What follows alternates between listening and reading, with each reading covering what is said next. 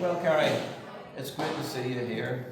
Um, Knowing your track record and your brilliance in the driving world. We try. Well, you're known as Mr. Private Drive, and you have been Mr. Private Drive, and you are Mr. Private Drive. Kind. And it's brilliant to see you at this Whip and Collar event. Now, I just want to ask you, what did you think of our event? It was incredible. They all are here. You have the most incredible driving community. And whenever I come to Ireland to either judge or talk or chat or just for the crack, one is terribly aware of the wonderful driving community. And everybody's encouraged, no matter of their level of expertise or what they've got to spend or not, or the juniors, and in particular the juniors, especially last night, were paid great homage to. And I think that goes hand in glove with this lovely, lovely channel that you're bringing out. It's all for the encouragement, and as your motto says, you're moving forward together, encourage driving. Oh, yes. Do you think that we can improve in anything, Gary? I think improvement comes from within. It's what people want to do, and you've been very clever and selective in where you've taken the club, is to make sure that people grow within that. At the moment, from what I could see last night, and as an interloper as I am, the juniors are really coming on hugely. You've got good sponsorship for them.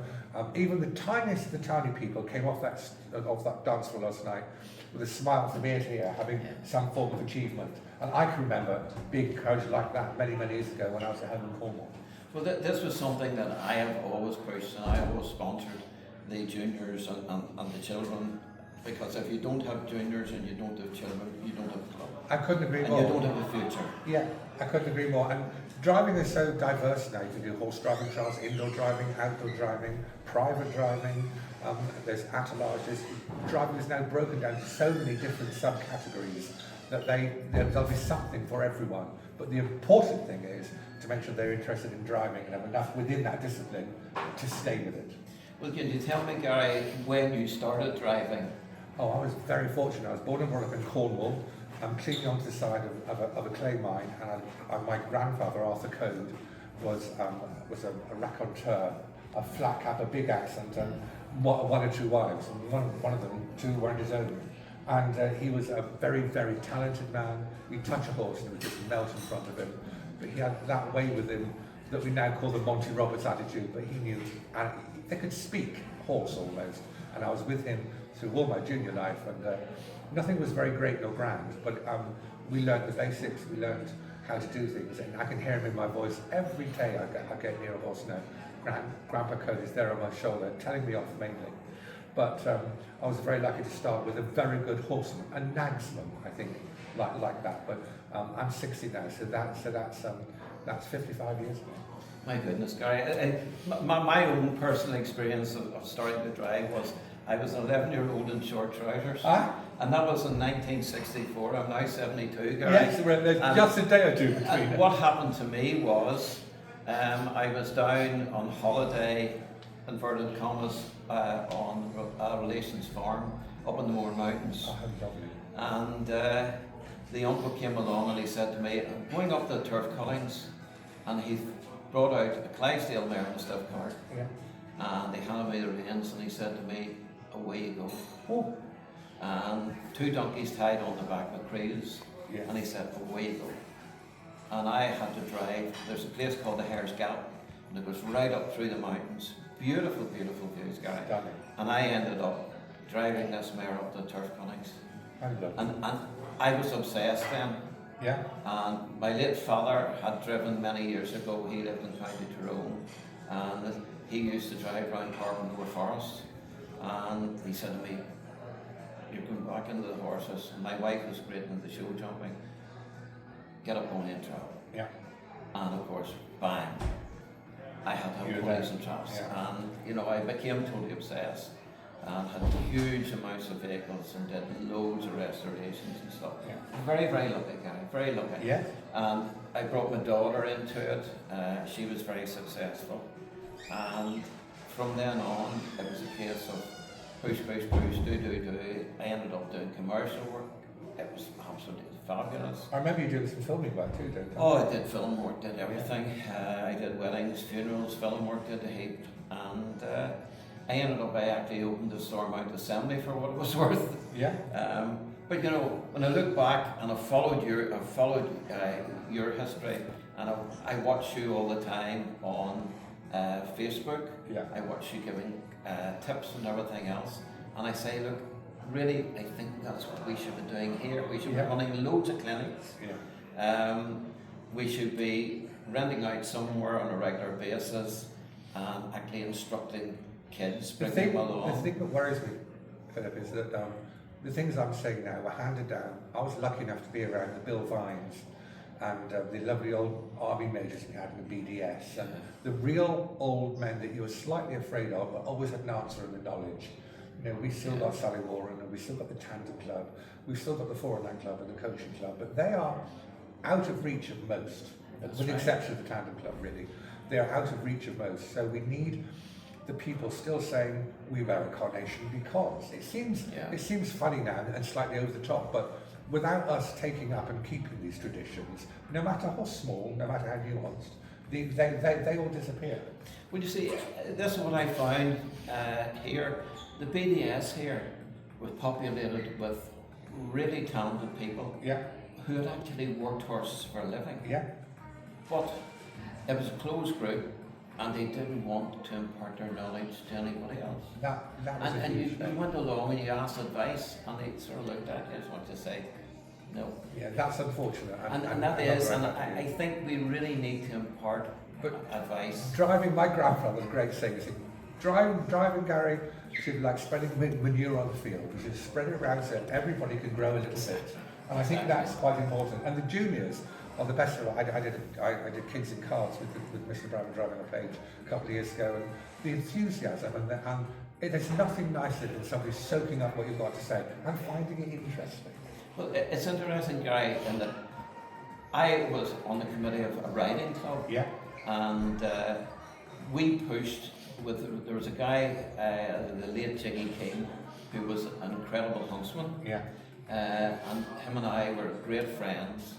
And Jiggy always said to me, you know, I have a Frisian bred horse, and he's quite difficult. Right. And he always said to me, you know, and loaded him off. He said I was going to load him off the lorry. He said I thought he was going to demolish it. Yeah. And I said, well, look, Jigs, you know, it's just quiet hands, walk away with them. And he pushed and pushed and pushed, and we pushed at a riding club to actually take on board the ponies that people had outgrown and use them for driving. And say, look, there's no need to sell the pony on if you want to keep it. Break it down. Why don't you bring it to drive? And we ran a few clinics, and things were going sweet and great. And then our riding club said, well, we're a riding club. Yeah. And I thought, well, look, it's awful. You're benefiting from us, because at that time I was, and Jigs and I were producing rights away to drive off.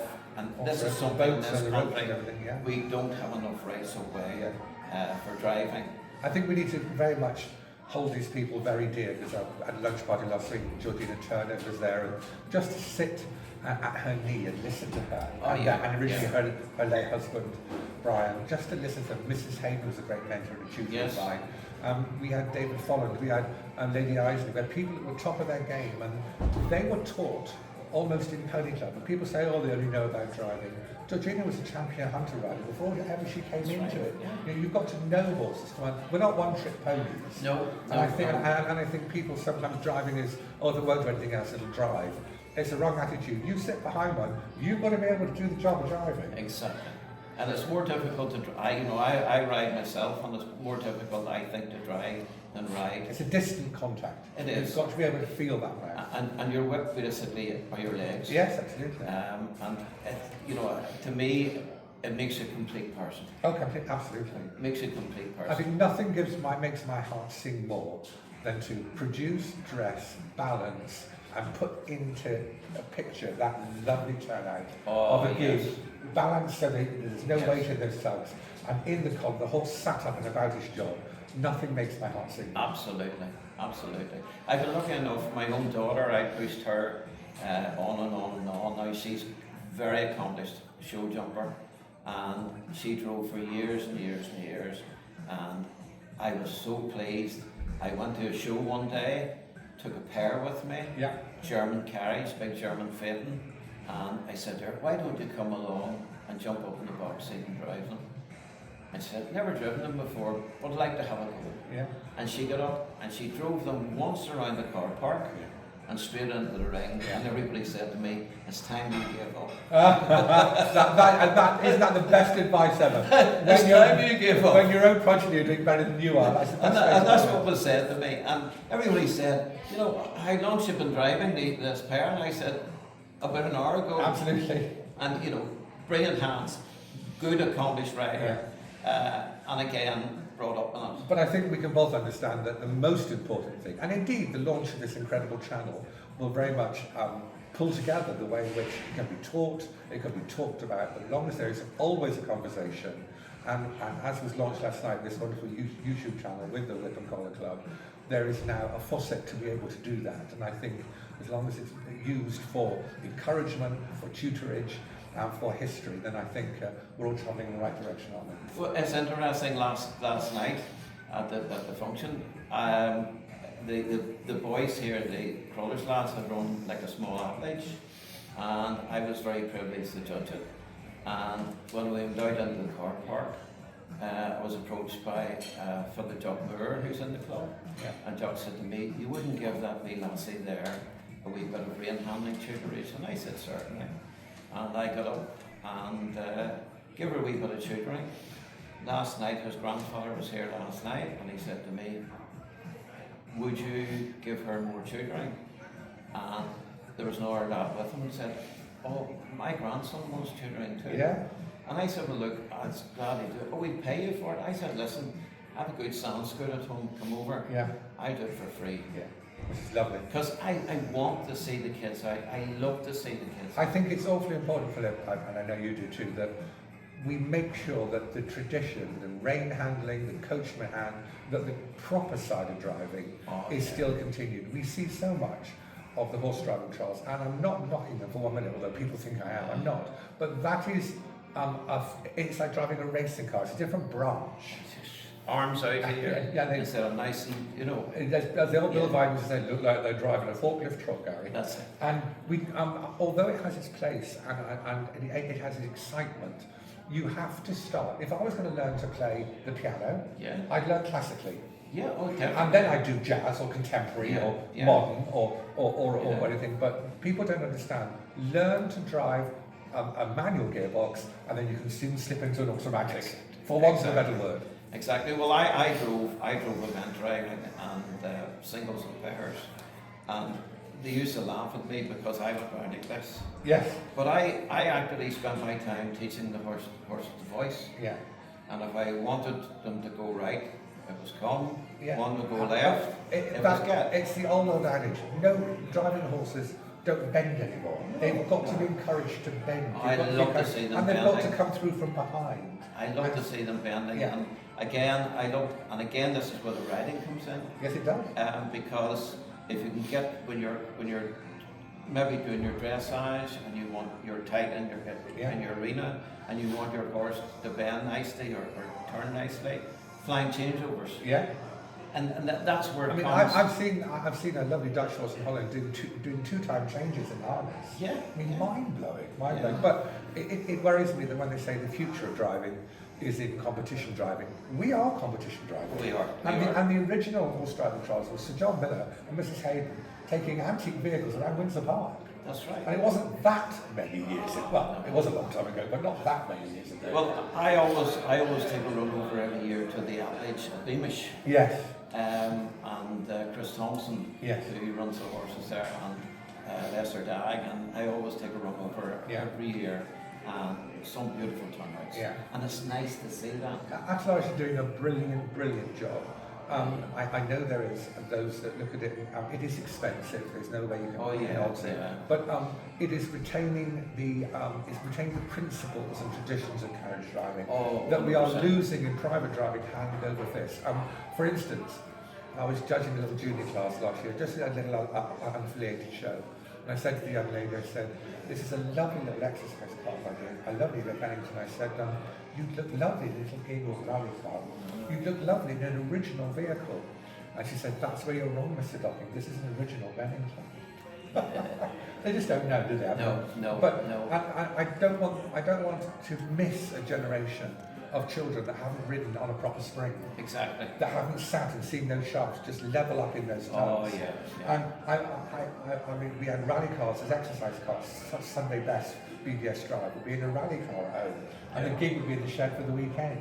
Yeah. But that isn't like that now, and we're getting used to people. We're getting children to drive. We're teaching them to drive a set of cones, but not a pony. That's right. We're teaching them accuracy, but no diplomacy in their Yeah. driving. And you know, I look at it and you see people out there, and as you say, Gary, they're driving a set of cones. Yes, they are.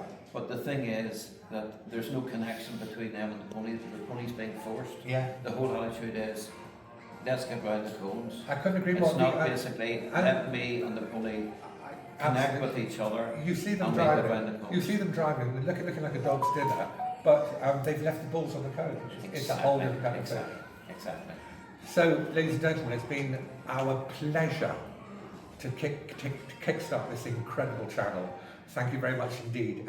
It's an honour. Well, thank you so much, Gary, and Thank thank you. you for coming over to the club and basically partaking in a good time with us all. Absolutely. And Always is. what a pleasure it is for me to be sitting beside you. It's Gary. lovely to be here. Thank you so much. Thank you. Thank you, Gary.